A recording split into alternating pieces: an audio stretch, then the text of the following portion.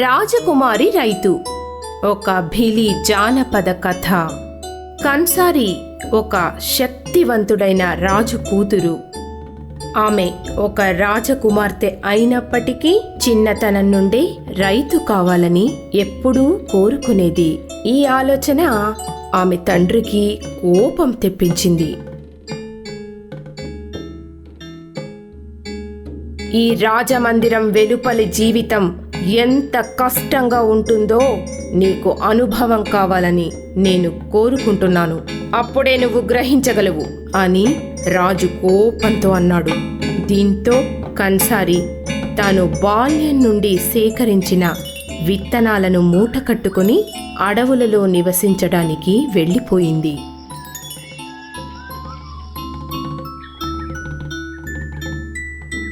ఆమె ఒక గుడిసె నిర్మించుకొని సమీపంలోని పొలంలో విత్తనాలను నాటడం అది శ్రమతో కూడిన పని. అయితే కన్సారీకి ఆమె ముగ్గురు స్నేహితులైన పిల్లి, చిలుక మరియు సాలెపురుగు సహాయం చేశాయి.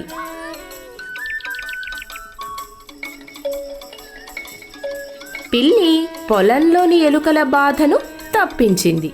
సాలెపురుగు గుడిసెను కాపాడుతూ వచ్చింది. చిలుక రాజ్యమంతా పర్యటించి కొత్త కొత్త విశేషాలను తీసుకొని వచ్చేది.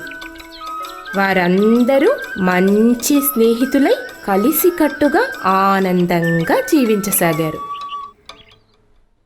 రాజ్యంలోని ప్రతి ఒక్కరూ కొత్త శోభతో కూడిన కన్సారీ పొలం గురించి ముచ్చటించసాగారు. ఈ విషయం రాజుకు కోపం తెప్పించింది. అతడు దేవతల రాజైన ఇంద్రుని వద్దకు వెళ్ళాడు.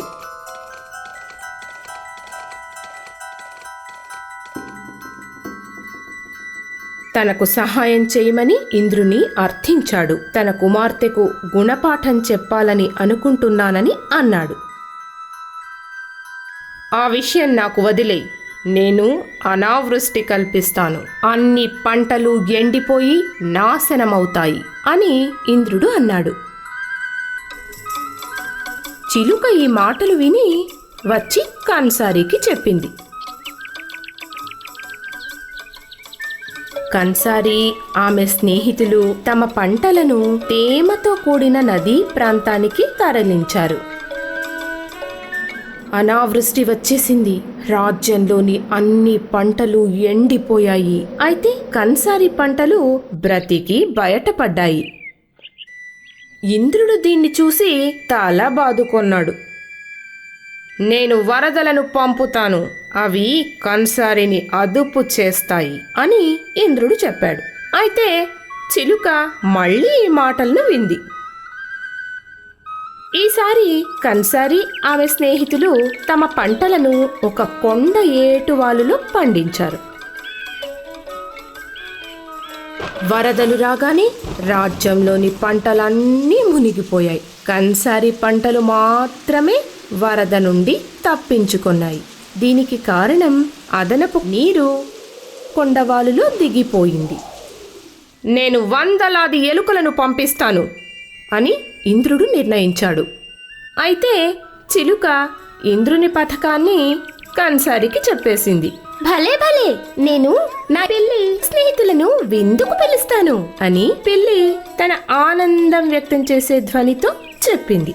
వెంటనే పిల్లులన్నీ పొలంలోని ప్రతి ఎలుకను తినేశాయి.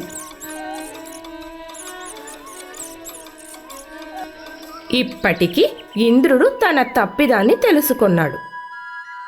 నేను పక్షుల్ని పంపుతాను, ఆమె తన పంటలను పక్షుల నుండి కాపాడుకోజాలదు అన్నాడు ఇంద్రుడు. అయితే సాలెపురుగు తన స్నేహితులనందరినీ పిలిపించింది. అవి పంటలపైన జిగురు కలిగిన సాలెగూళ్లను అల్లాయి. పక్షులు పంటలపై దాడి చేసినప్పుడు అవి జిగురుగుళ్లల్లో చిక్కుకొని పోయాయి. పంటలు మరొకసారి కాపాడబడ్డాయి. అప్పటికి రాజుకు పెద్ద సమస్యలు ఎదురయ్యాయి.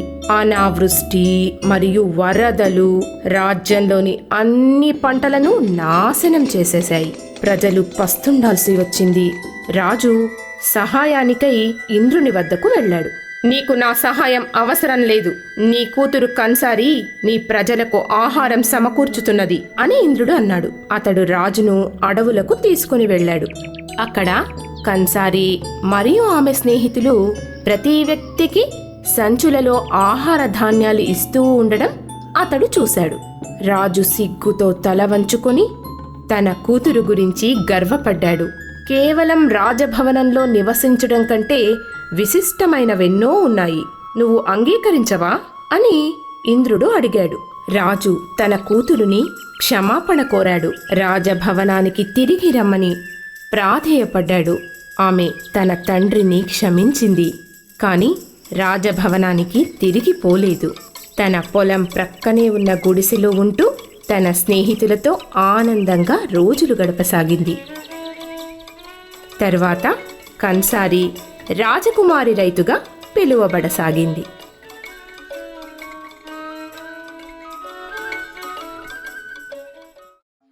హాయ్, ఈ వీడియోను లైక్ చేయడం మరియు షేర్ చేయడం మర్చిపోవద్దు. దయచేసి మీ వ్యాఖ్యలను క్రింద ఇవ్వండి.